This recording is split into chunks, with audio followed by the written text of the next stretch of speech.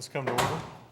Welcome everybody to the first of a series of meetings about our zoning process for the new Stewart's Creek High School. So this will be the first look that we've had at some suggestions. So, Mr. Odom, take it away.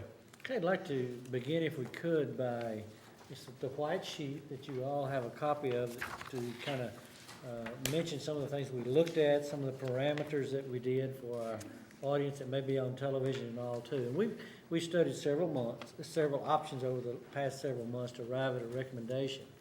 One of the things that we did look at in that second paragraph, we looked at potential for rebalancing all of the system's high school zones. But our data indicates that over 4,000 high school students would have to be rezoned, plus restructuring of the middle school feeder system. So in your recommendation tonight is not going to be a recommendation to rezone all of the high schools in the district. I'm not sure we have the capacity to do that just yet. At some point, when you get maybe a Rockvale online or something, and I think you probably could look at that holistically, but I don't think right at this time that we can do that. Another thing that we did, a few weeks ago, we invited the current principals and Mr. Rakes to review the proposed zone lines to see if they could offer additional insight. The current proposal includes recommendations from those principals. The Transportation Department's also reviewed the proposals for better analysis of efficient routing of buses. So a couple of things that we did before you saw it tonight, every principal that was involved in the high school was invited to take a look at it about 3 weeks ago or so, and then we also had transportation look at it, so some of the options that we have tonight to try to see what can be efficient, the major routes where we could draw some zone lines. So all that's been involved. Some of the criteria, I'd like to point that out for the people that may be watching on television tonight or the internet. To open Stewart's Creek High with the capacity to grow as the area south and southwest of the school develops. Smyrna is currently extending sewer service out Amiable Road into undeveloped areas. So what we're saying by that is we looked at this. One of our goals was not to zone Stewart's Creek High School to be full, because when you look at the areas of growth that's available to Smyrna, that area really is out the Amiable Road and south and southwest. So we need to leave some capacity there for that school to grow, because that's likely to be the growth the other way. Other parts of Smyrna is bound by the lake, by the airport, by Laverne on one side and Memphisburg on the other, is their boundaries. So looking at that, we'd like to save some room for growth.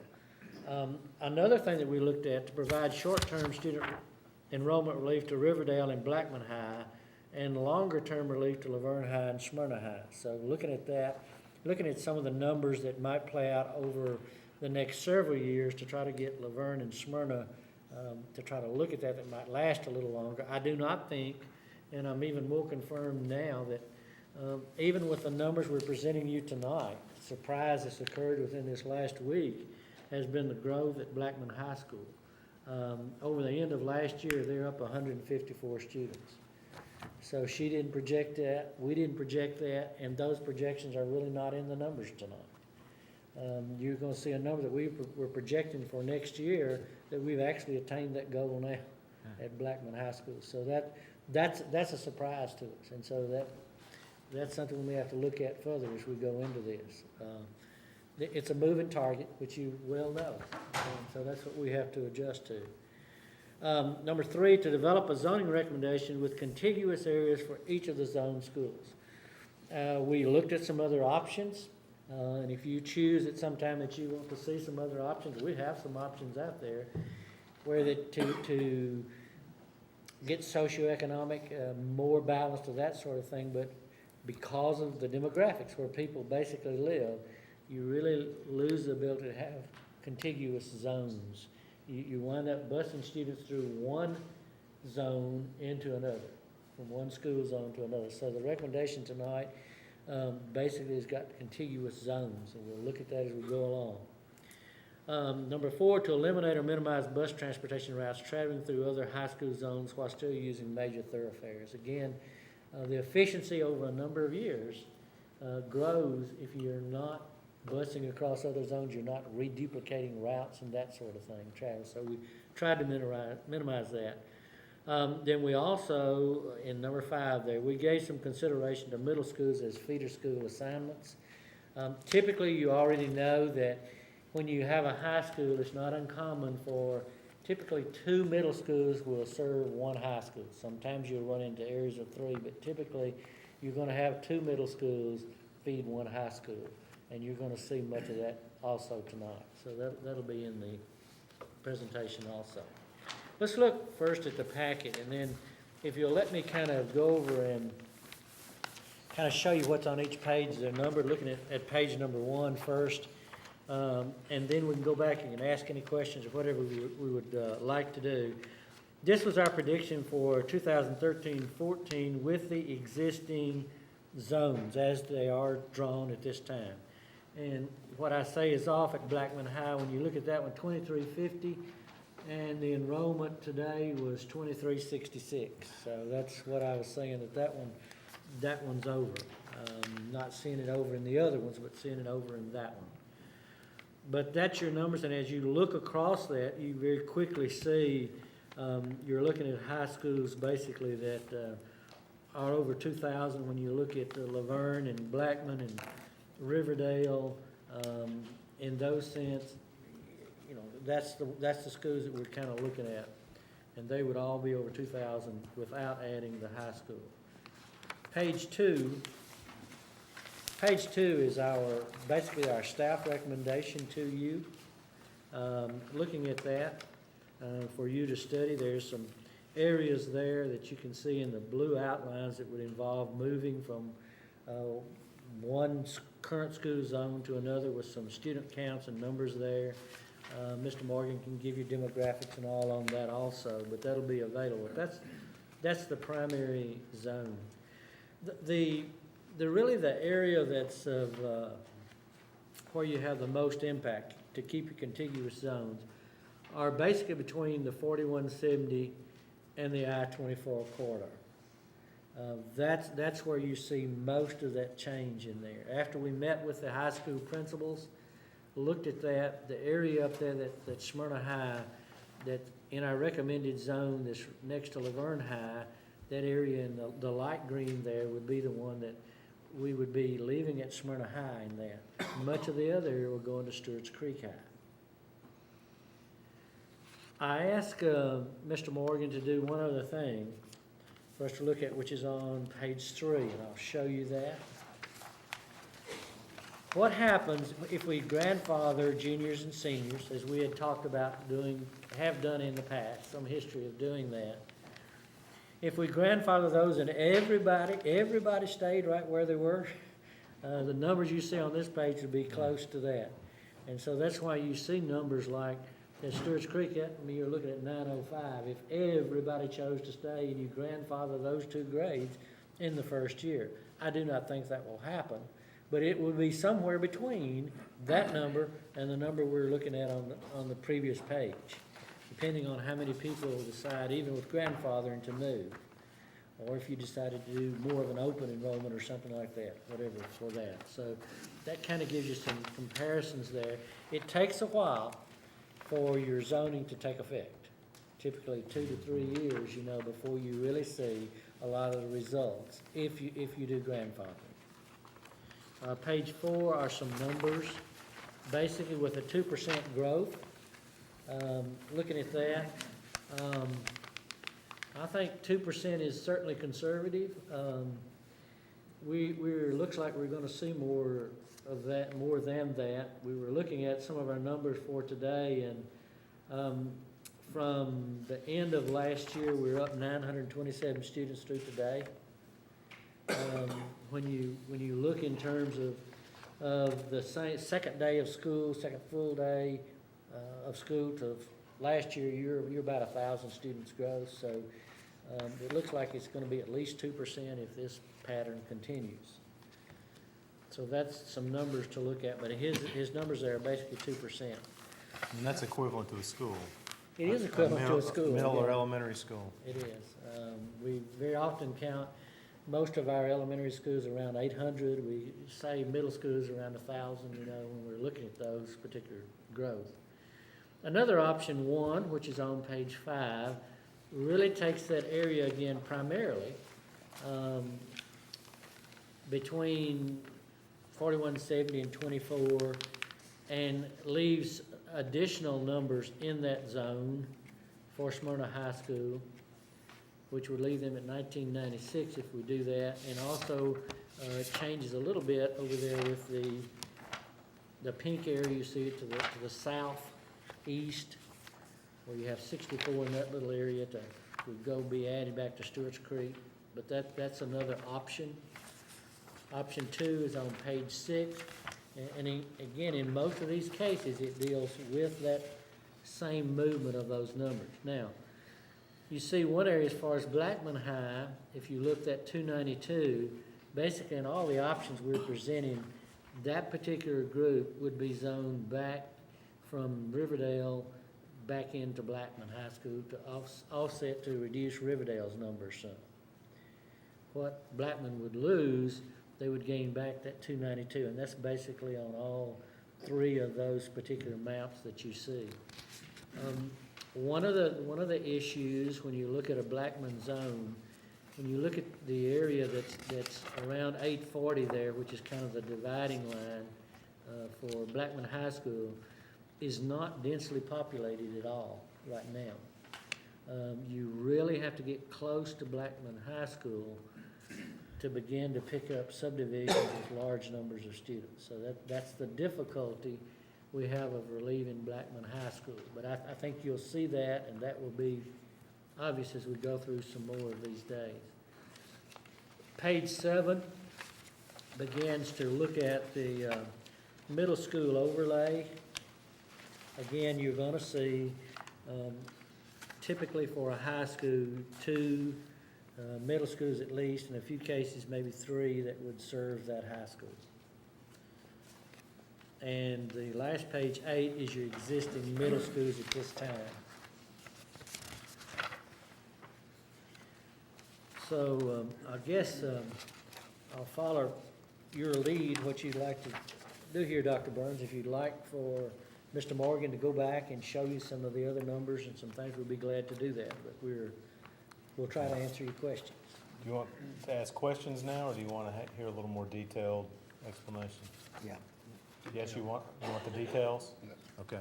Shane, you want to? You want to kind of go back to the staff recommendation and then go from there?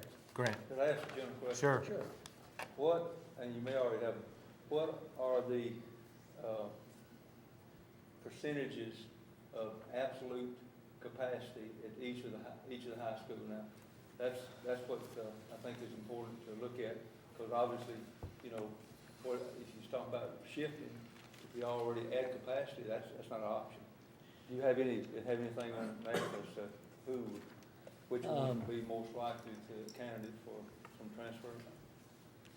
Well, we have 149 portables, in the system.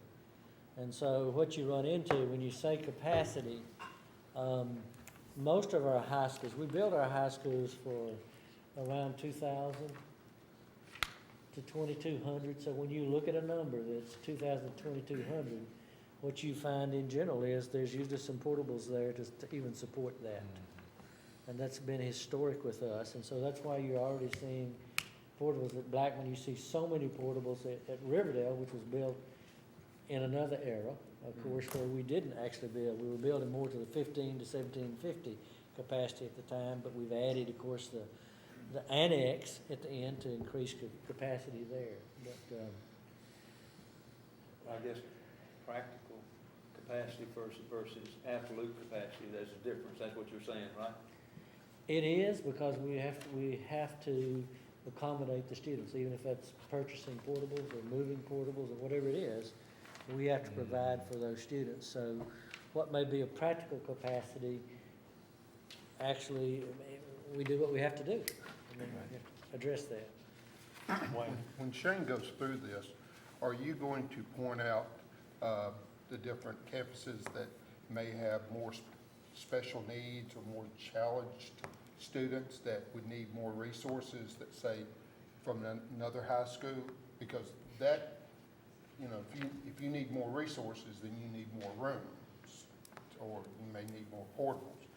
Is that figured into this equation as we're going through this? Yes, sir, it is to some degree. One of the biggest factors that that this group has always asked me to look at is socioeconomics. So that plays the biggest role, along with balancing out the actual enrollment as much as possible. But I'm talking about special ed and. Our students with disabilities is about 13% for the district, and when you look at that, even though you look across schools, I don't have all that in front of me tonight, but typically you don't see much more than a 2% or so variation. You just really do not see wide variations in that, Okay. interestingly I enough. just wondered. More socioeconomic is probably your biggest factor. To expand upon that a little bit, if you'll turn to page 1.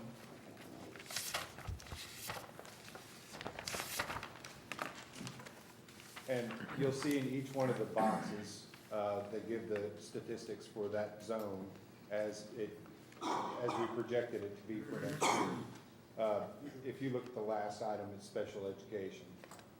And if you look at each and every one, with the exception of Siegel and Oakland, you'll see that for the most part, they're exactly as Mr. Odom said, within just a couple of percentage points of each other. The biggest reason for the difference in Siegel and Oakland, well, the biggest difference in Oakland is because of the special programming there, I would imagine, for IB. So you're gonna have a higher number of gifted students in that school, would be what I would think. And then Siegel, we found out that we have a higher number of gifted students in that school. So, Well, this- because they're mixed in with special education numbers, that Excuse me. gives, yeah. We can try to separate that out if you would like, but the state considers if you have any of the options under IDEA, state or federal, then they lump them together. But we can break that out for you if you'd like. It looks like it's all pretty close. Okay, Shane? So if you literally look at the first page the way it is, all we've done is taken each one of the existing zones and said, if we make no change at all, this is what we're faced with. And we've colored it so that, just like a stoplight, you can see where we can add or where we're doing really good and where we're starting to fray a little bit and then where we're in danger of overcrowding or in the overcrowding area. And the overcrowding is where we think it is. It's in Laverne and down into Riverdale for the biggest part, and also in Blackman. So that's where we tried to concentrate most of our efforts. Also, we saw a higher number starting to grow in Smyrna, so we wanted to address all of those. And of course, this site, we're hoping will accomplish that goal. I've given you a breakdown of each one of the numbers for each class. So you can see they're pretty well the same, but you can see where the variation is and some of the schools where the numbers start to decrease or increase. If you look at the second page to our recommendation, I can outline each one of those zones so you kind of get an idea of where the movement is taken from if you're not familiar. In Laverne, we're basically cutting away the southern tip from the interstate down to almost Almaville Road, this big triangle right here. And we're getting 592 students from there. And just south of that is where Blackman starts. We capture about 740. And that goes all the way from the county line at Williamson County to 840. And then up Broad Street, and then back a little bit cross-country near, just north of Florence Road. And then we also caught this little area here. This subdivision that we're leaving in, it's a large subdivision. It's got good numbers that will make this number kind of stay about where it is. That's Hunter's Point, if you're familiar with that area, and a few other, Living Springs. So it's middle to about middle class, I would say. And then we've got some below it right here that'll move over into Stewart's Creek. And of course, as Mr. Odom said earlier, we're trying to capture this area out of Riverdale that leaves a contiguous zone above Highway 99.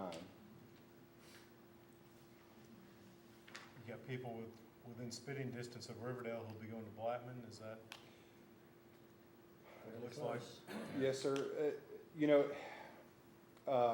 the good thing about this particular move is that you have an interstate interchange right there.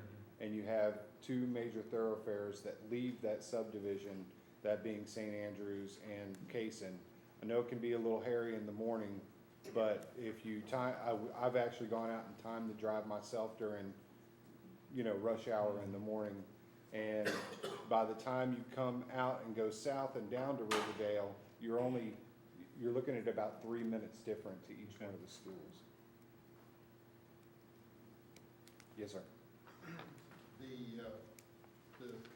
The 840 that splits Siegel and High and Smyrna High, is there a reason not to use 840 as your boundary, or? Are you talking about right here? No, talking about up in here, Oh. 840 comes down. That's the way the line has been drawn, and, you know, that's the way it is right now. If you were to take that area that's now in Siegel and bring it over into Smyrna, you're really not making an enrollment difference. And because it's not densely populated at all, you wouldn't make a difference in free and reduced Just cases. seems like with the way you've used all these other boundaries, that just kind of makes it consistent with the boundaries of using I-24 and 840. Sure, and the difference there is you have a large hydraulic Right. or, you know, river running through there, and it's another natural boundary. Okay. Joyce, if you'll make a note of that, we'll ask Mike if there's any transportation issues or anything with that also. Just see how many students. Okay. That's the 840 in Siegel High. We get it.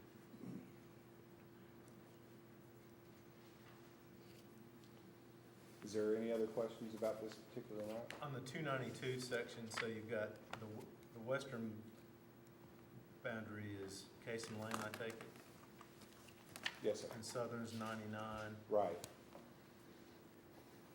And what's the northern, not Old Fort? Yes, sir. Okay.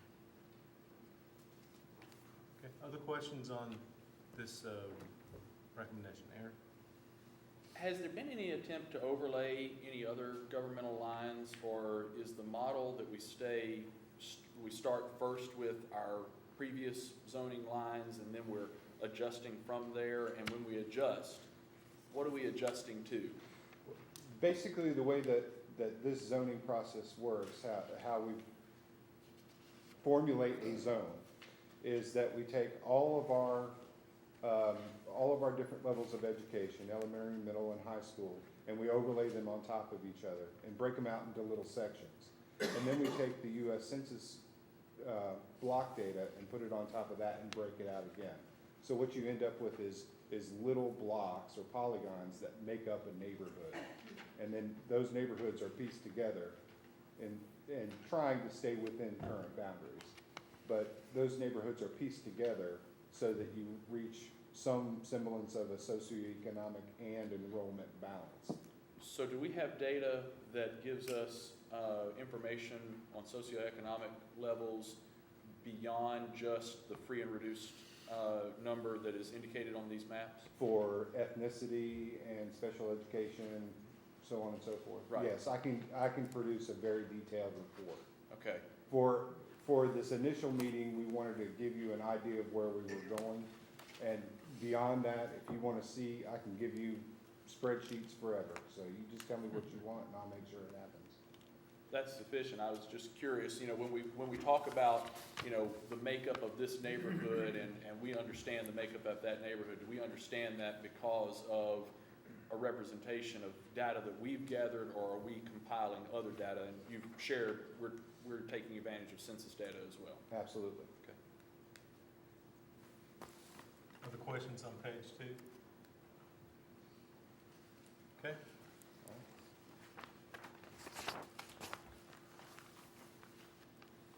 again, with the grandfathering option, kind of as Mr. Odom somewhat explained, we're taking the best-case scenario with what we feel is a good staff recommendation and the very worst we could possibly give you.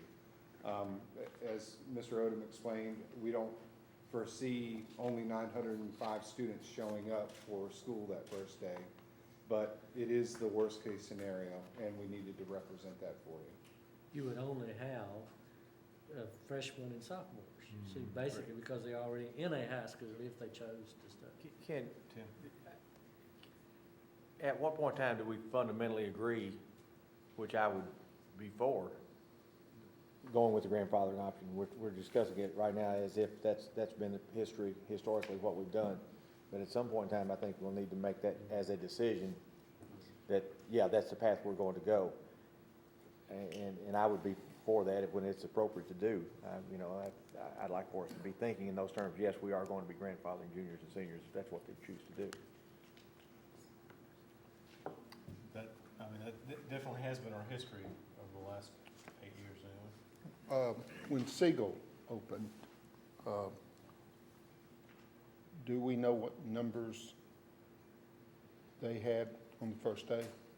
Because I assume the board at that time probably did the same thing, would the Do you know, grandfather? James? James? 2003? Yes, sir. I'm sorry, I don't know that off the top of my head. I mean, that history right there may tell us a little bit of what we can expect when Stewart's Creek opens. I can tell you New Bricks draw. It's been over the years since I've watched that.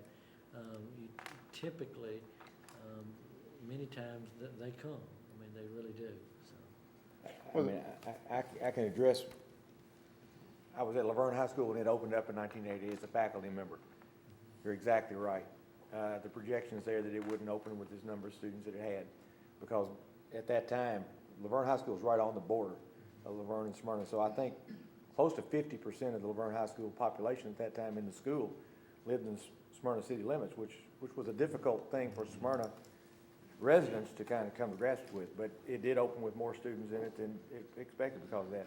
The same thing happened in Oakland and Riverdale in 2003. The new brick of Siegel High School attracted a larger number. So I think we can predict to some degree that a large number of the students will attend the high school even though they have the grandfathering option. Location is going to be part of it. New Beginnings is going to be part of it. The opportunity to be the student body president at that school, where if I stay at the other school, I won't be. Opportunity to be the quarterback on the football team. If I stay at the other school, I won't be. There's a lot of things that the new school brings as far as opportunities, and I think you'll see that grandfathering number won't be nearly as large as it could be. Good point. Other comments on this grandfathering page? Okay, next page. Again, everything that we've talked about so far, the raw numbers for projected enrollments are laid out here for you in a spreadsheet form if it's easier for you to look at it that way.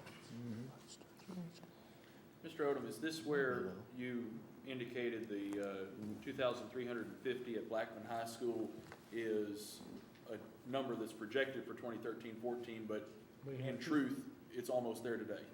It's over there. We've got 2,066, if that number holds.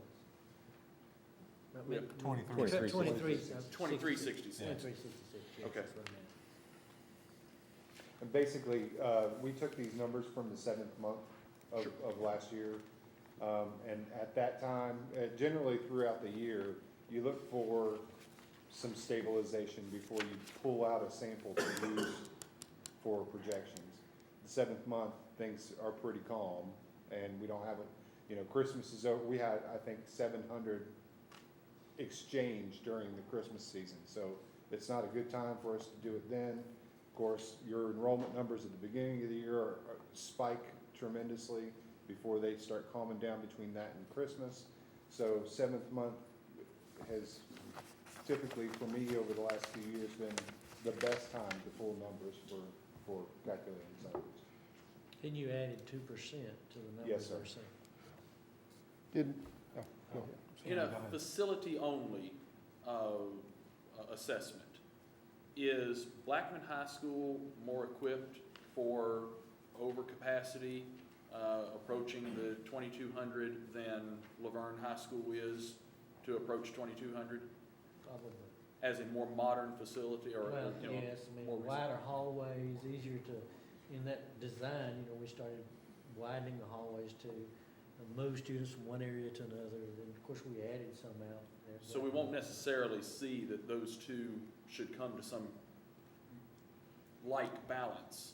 Laverne may be a lower number.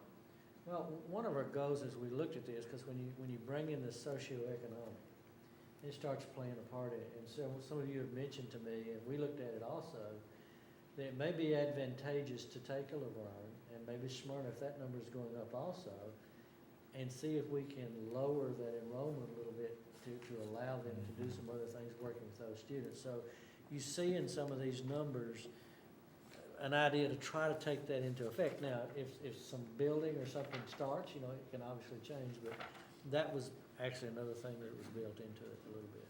Wayne. We also had a substantial increase in Blackman Middle School at the beginning sir. of this year, too. Something of 100 plus on the first day. Is that in here anywhere? Blackman Middle is not here, but we actually increased, but our increase at Blackman Middle was in sixth grade, coming from the city.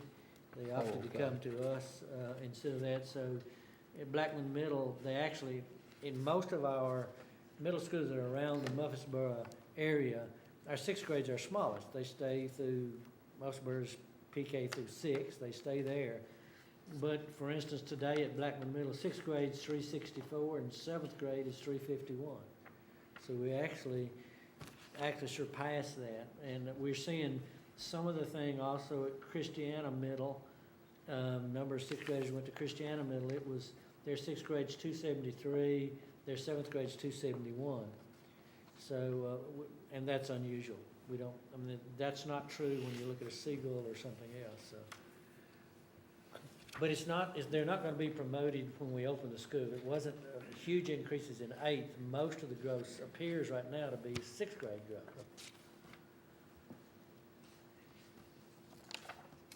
Okay, we'll move to the options. Again, as Mr. Odom said, we have, our focus mainly lies in any kind of change with the corridor that goes between Sam Ridley, I-24, 840, and Old Nashville Highway mainly, but that 64 kind of rides over between Old Nashville and Broad Street. These are where we find we can play with the neighborhoods the most to keep the zones contiguous and, as Mr. Odom said, keep those thoroughfares as a good boundary for transportation. You've got a lot of, either, Old Nashville doesn't, of course, have a 4-lane highway, but it is a well-used highway. It has a lot of areas where you can turn off and pick students up and continue down the road. The neighborhoods are such that you can kind of block them off in big areas and take them away or add to another zone. And so that's kind of what we did here. We essentially just kind of flopped over what we did in our proposal to you with this option, and picked up that little middle area that wasn't used before of 154, and also the area just north of that between Almaville and Rocky Fork Road. So you end up with another 154 down there. There's no option at which Laverne is less than 61% free and reduced though, is there? No, sir. Not contiguous zones. I mean, they're- Is that when you said you Yes, I experimented mean, we with some can, I mean, we can non-contiguous? actually show you a map, but it was, Basically, what we Yeah. had to do is, we had to go into Lake Forest Estates, and we had to carve out road by road, an area that would make a difference in Stewart's Creek. You would have to, there's no other school you could send them to. You'd have to carve out the area from Lake Forest Estates and send them to Stewart's Creek High School. And yes, you would cross, you'd be looking at having those students on the bus at a minimum. If you were the last person picked up and dropped off at the high school, you're at a minimum of 20 minutes. So you can only imagine, and it was like 690 students, high school students. So you can only imagine the rest of them, how long it's gonna take them to get there.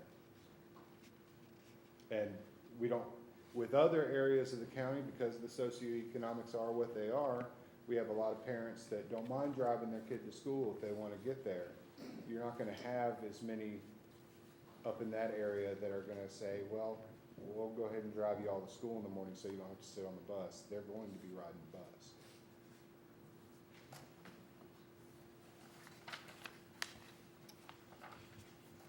So let's see, that was option one. Any questions on option? Yeah, let me ask,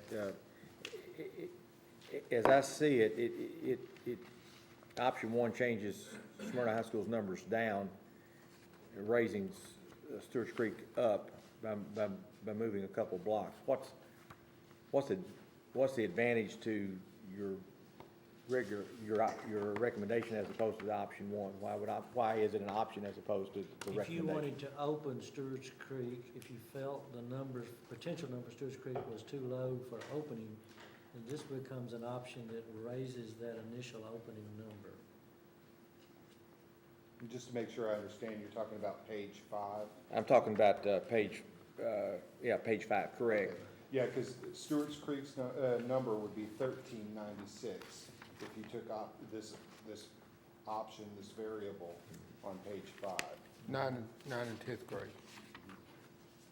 So you actually start out with a really low number that you could build upon in the Stewart's For the Creek future. zone if you chose to. And basically what we've tried to do in our staff proposal is give you a very close enrollment number that's, somewhat equal. But Okay.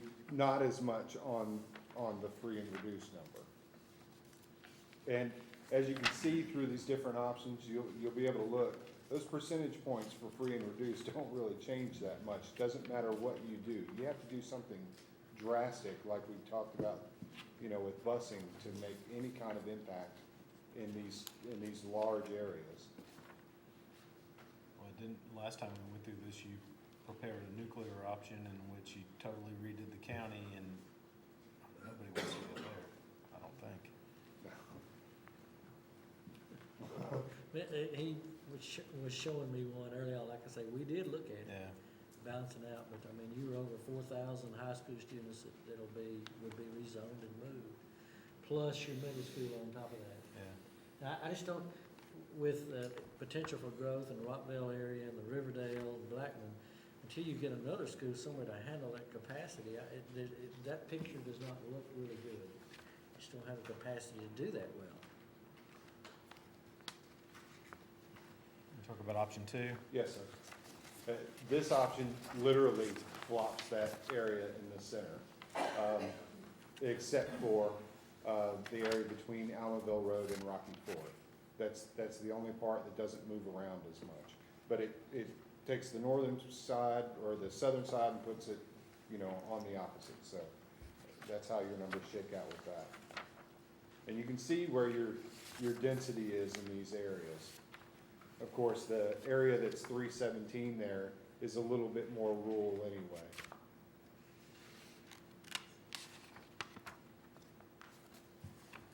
Questions on that page?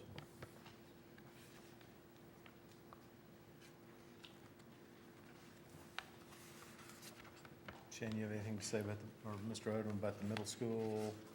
And that's just mainly information for you, because that's typically a question you ask is, what impact, where will our middle school students be going? We've not redrawn basically middle school lands at this time.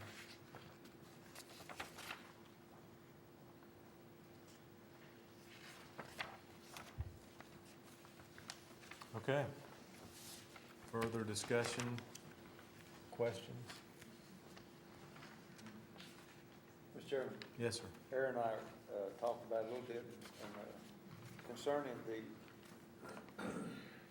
percentage of capacity and the room for growth. Sometimes that doesn't always lend in for easy schooling because of the fact that, you know, you have to be moved around, but we need to look at, I mean, we may already have it, but I don't see it here as such, the percentages of the base capacity, and then the percentages of each high school with each proposal, and the percentages of the capacity with portable or projected portables that may come in. It gives us some idea of where we could do something in case of a dire need that, you know, might be a few more than we expect. See where I'm coming from? We gotta say, where do we have any room for a surprise visit, you know? So, I think we need to look at that. We don't have those as such pointed out like that.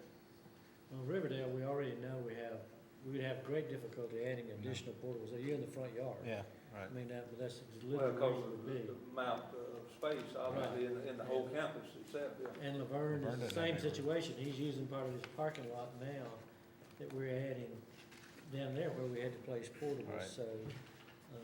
Could we get a page on something with pretty hard figures on that?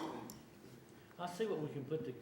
You see where I'm coming from? It's not- I mean, I've got you, but we'll try to see Just what we can asking do, if- put something together for you on that. Resident, the general Donald? number being 2,000 per school, said 1,900 in middle school, and 2,100 in middle school. the sewer out to 102. I honestly can't remember the name of the subdivision at the moment, but it is, I would say it's approximately 4 to 5 miles past our school. I was just thinking, whatever their phases are for the sewer, that's how quickly it's going to grow. And that's, I came through the other day when we went to Eagleville, Mr. Clardy and I came back that way, and I was surprised how far out 102 they were running. And so, again, you can take where the star is for Stewart's Creek High, and you kind of go 4 or 5 miles down, and it's really the area it will be their growth. I don't think there's any doubt about it. In fact, at one time, you had a figure maybe of how many plats may have been Well, initially approved. there was and- one, I don't know if it's gone through again. It was my understanding it was going to be resubmitted to the planning commission, the county planning commission, that is. But there was one very large subdivision that had been proposed to the planning commission. I believe it's been tabled at the moment, but that land has still been rezoned and is available for residential. I think that's one on Independence Hill Road. That's exactly it. There's 146 acres there Yeah. off of Independence Hill Road and Anderson Road that's been rezoned for multiple homes and multi-family dwellings. Veterans Parkway, that slices, does it have sewer all the way up and down it already? Is there a trunk line there? Because that's, I That don't would- believe all of it is. I think part of it is though. okay, because I mean, that would be another big growth corridor in my mind. Consolidated utilities, but new utilities all the way up Hamilton Road at the moment, all the way to 84. In the process of preparing for new wells and things along that road.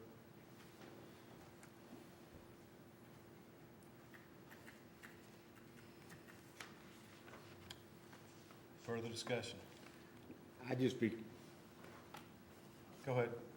I'm sorry. No, it's all right. I'd just be curious, Mr. Odom, what the response from principals to this point have been to where the proposal is. Well, that's a staff recommendation. We actually were looking more at the option 1 or 2 a little bit more, but when we talked with the people at Smyrna and the others, and Mr. Ash and all too, his request, basically, Mr. Ashworth, can we get some lower numbers? I mean, we know we've got, I don't want to speak for him, he can speak, if you'd like for him to speak for himself, but in looking for that, he said, if we can get some lower numbers, if we're going to be higher in socioeconomic, if we can make some adjustments to do that, that he thought they could make it work, but I mean, it's where people live. And Well, if it's appropriate, I'd be pleased to have Mr. Ash,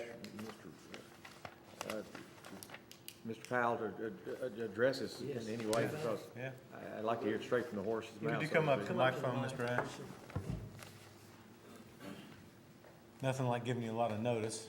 But I sense you can probably speak on this topic. Yeah. Our concern, of course, is the change in the population that we'll have. I don't feel like there's much choice, that people are where they are, and busing went away in the 60s, and that's not the best way to do it. And Laverne Middle's been successful, and that's gonna be their zone. That would be what this zone was, increased from Murfreesboro Road to I-24. My concern is, and Shane and I, we've talked, his 61% to me is about 73%, because he takes homes in the area, and those kids don't necessarily attend our schools. They may go to private schools, they may be homeschooled, they may go to Oakland, they may go to Central Magnet. That 61% is of the homes that are in that map. That's not of what attends our school. When I look at Laverne Middle's free and reduced, and they're at about 70, that's where I will be. I know that will happen. So we're gonna be at about the same size with over 70% free and reduced. And as a system, my concern is, I spoke with Mr. Odom about the Title I of a high school. I think the law says 75% you have to be Title I. If we change to Title I, that pool of money that's gone into Rutherford County, and the will of the board, I guess, has been to spend that extra Title I money on our young children to get their foundation strong. So it's gone to elementary. Well, if 1,800 of my kids at Laverne High School get that title money, that's gonna be a blow felt across the county to elementary education. And it's my understanding that we're gonna be there, I think, very quickly at 75%, which is good for us in a way, and it can be bad, depending on what happens with the election. If you take that title money, there are strict regulations on there that don't give us options that the state does. So all I ask is that if it happens, as it probably needs to happen, and 24 is the divider, that we all realize that that is not an equal playing ground, that those students at 70% have needs to catch up and areas of concern that I have for them that need to be addressed, so we're not the outside stepchild that's set there. So we all know what it is.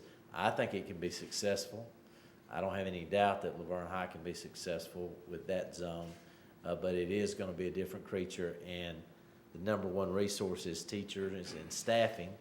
So with that being said, I just hope that is kept in your mind, that we're not forgotten, yeah, we got that through, that's done, and then, Laverne High is not performing like Siegel High. Well, no, we're 70% free and reduced, they're 30. That's quite a different creature that we have to have extra tools to deal with. But when we discussed the policy, the plan, I didn't see any other plan. Shane looked at removing students from here, and in reality, our only other move to get smaller would be not to let the people that live all around the school go there. It would have to fall back to Murfreesboro Road. Okay. Questions for Mr. Ash, or comments? Thank you, sir. I guess kind of along those lines, Mr. Ash raises the question about the free and reduced number. I asked before if we're incorporating census data to help us understand the socioeconomic. Maybe is there an exclusive way to filter and just show us what our own data shows, you know, in the free and reduced? Actually, maybe I didn't understand your question. When I break the zones, when I literally break up the lines, and I'll just give you a quick example. This is the actual tool that I use. And if you look, you see all these little black outlines. Those comprise neighborhoods that are made up of overlaid census data, overlaid school zones. And they're all broken up into this little neighborhood network. that I patch things together with. So that's how it's actually done. The data that is represented here is representative of literally the students that live in that zone with the magnet schools stripped away. There are no students from any kind of private institution. Those are our students that belong to that school, unless at that time they end up going somewhere else. Right now, they belong to us. And the representative socioeconomic data that goes with those students is from our own files? It's from our information system. And, you know, students now, even if they have a sibling in elementary school, after about 3 or 4 years ago, then that high school student qualifies. Of course, what Mr. Ash runs into, high school students very often will not apply for free or reduced, even though they can have it. So unless they're willing to do that, or they have a sibling in another grade, they could get missed. And I really wish they would apply. I think there's some advantage to them, but they don't always do that. We also have a couple of middle schools going to get very close to that 75% also. I mean, our demographics changing some, and so you're going to also see that too. Are you about 57 to 60%? Can you tell this year what you are free or reduced right now? Seemed like last year was about 57 or 8, something like that, wasn't it? We're about 60 No, now.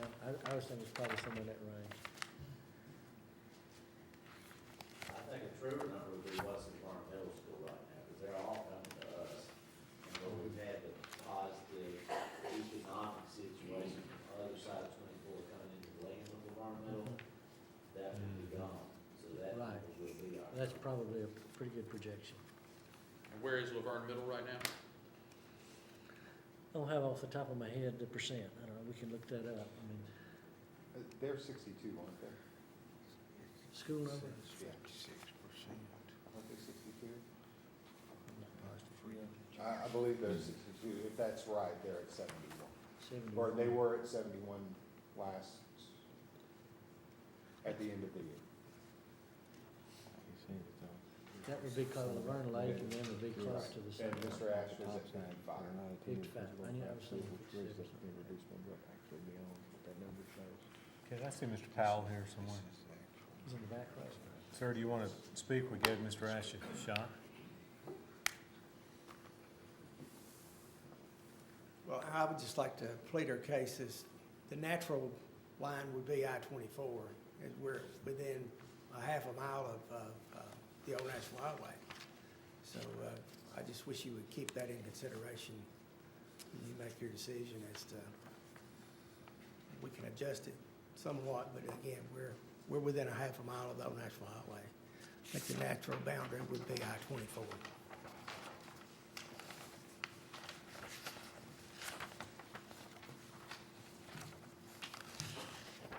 So you're saying everything east of 24 should go to Smyrna, is that what you're saying?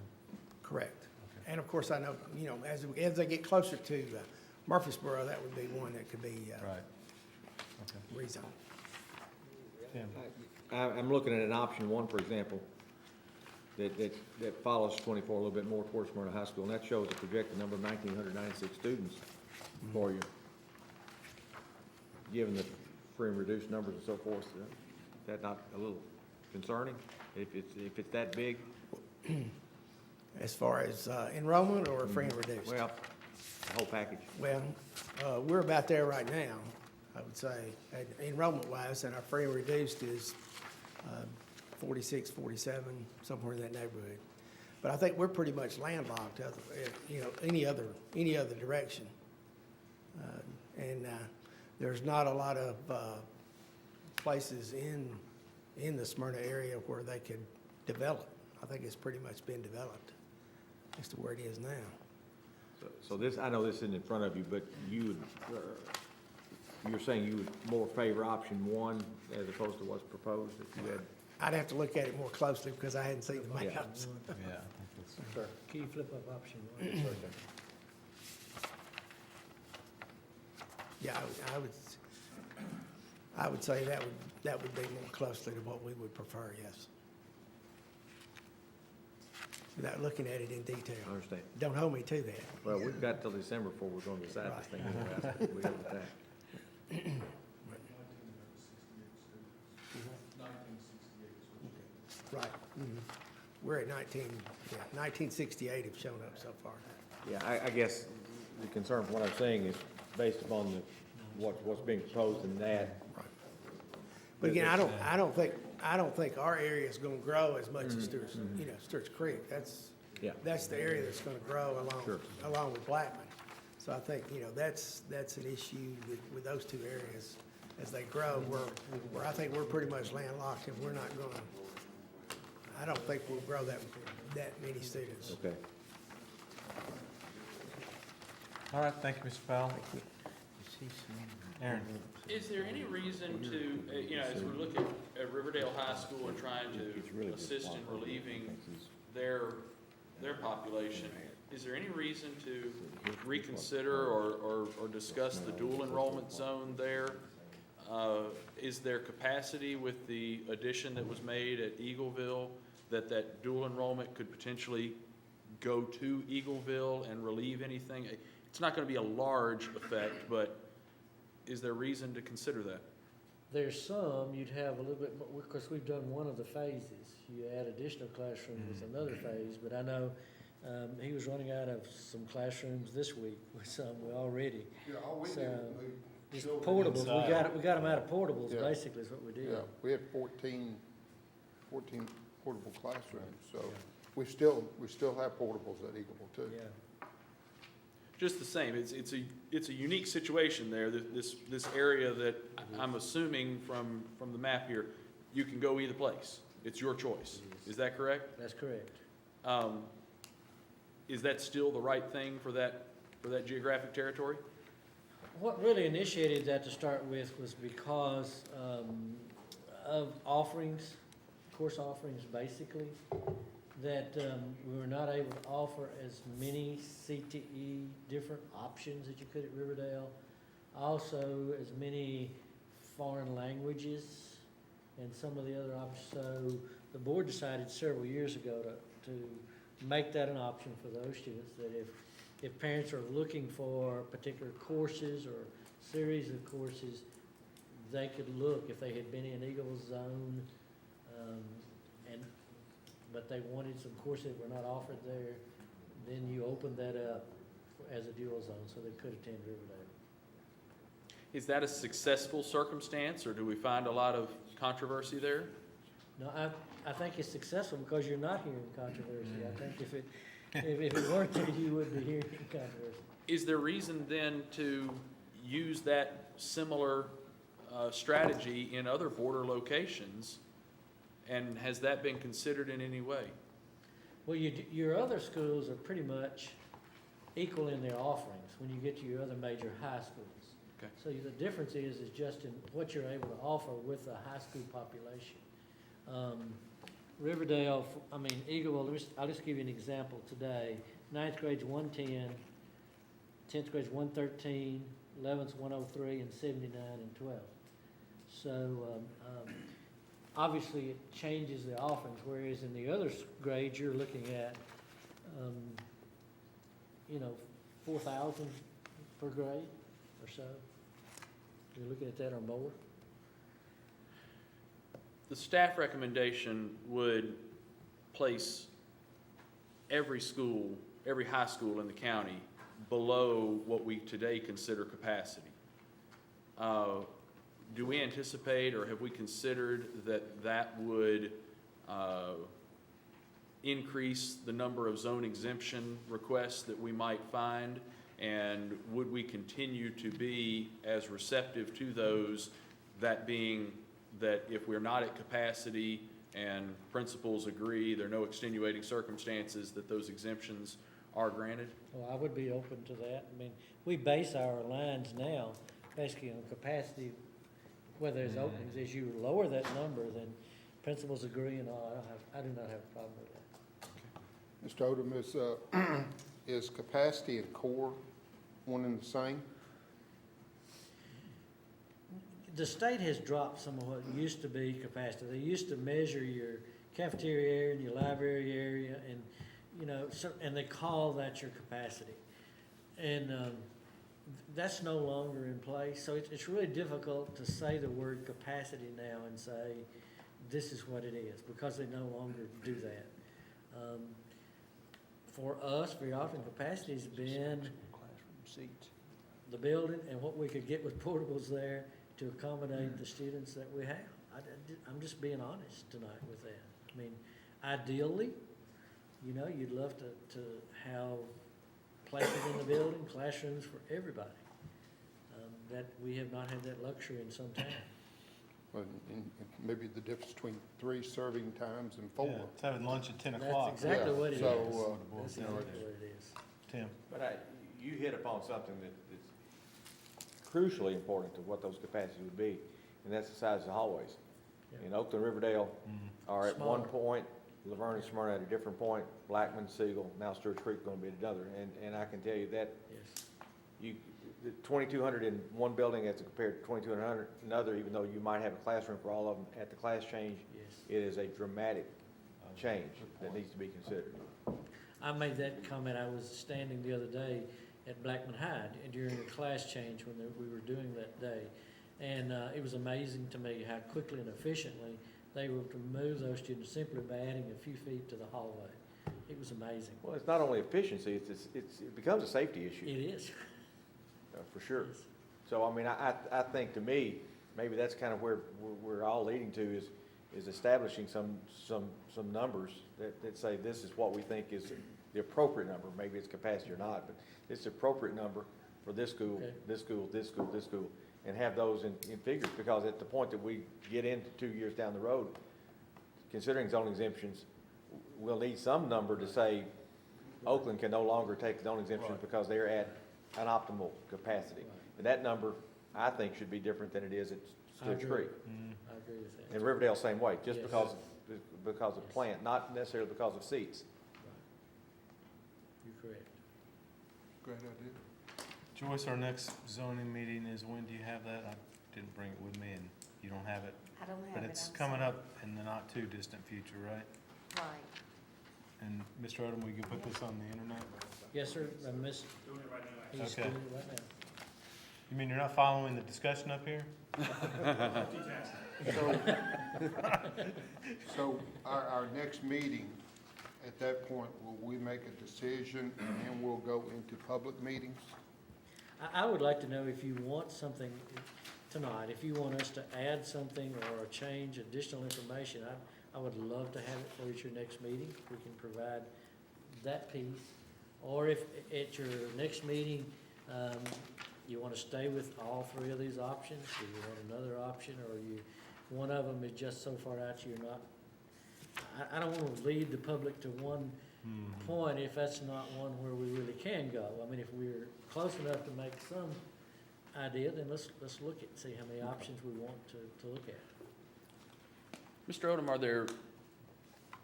are there challenges or suggestions or thoughts that you think from public discussion, as you've considered and heard from the principals and such, are there things that you would say, for instance, Mr. Powell shared, that I-24 barrier or corridor for Smyrna.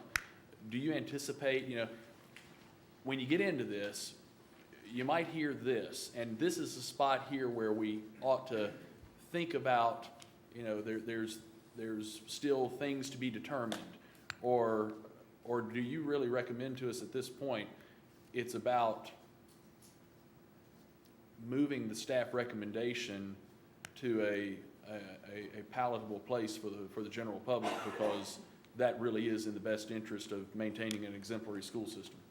When I look at the I-24, and we have one of the other options shows you how many in that box that we'd have to add to it, it adds between 300 and 400 additional students. So instead of looking at 1,900, you begin looking at Smyrna High at 2,200. I really don't want to go there.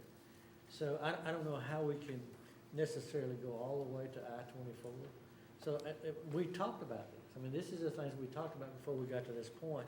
And so that's why we looked at trying to give you some blocks in here to look at in the area to provide the contiguous zones.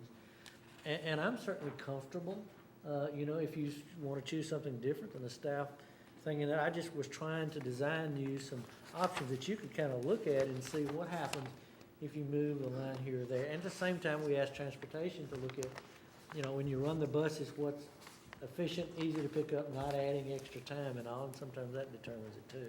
A major roadway is running through that area that you're talking about moving, so. So far, probably the staff recommendation is certainly the one that I feel the strongest about at this point.